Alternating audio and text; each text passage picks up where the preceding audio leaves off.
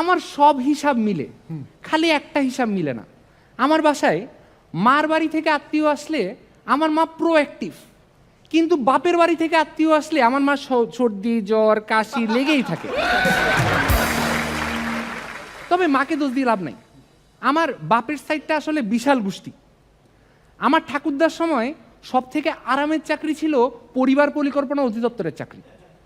কারণ আমার ঠাকুরদার পরিবার পরিকল্পনার মধ্যে খালি পরিবার ছিল, কোনো পরিকল্পনা ছিল না।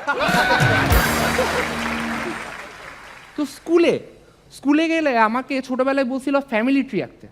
তো সবাই যে যার যার খাতায় ফ্যামিলি ট্রি আঁকতেছে। আমি যখন ফ্যামিলি ট্রি আঁকতে গেছি আমাকে 2টা লুজ পেজ নিতে হয়েছে। আসলে আমিন ভাই, এখন মানে যুগ অনেক আগাইছে, এখন বিনোদনের জন্য অনেক কিছু আছে।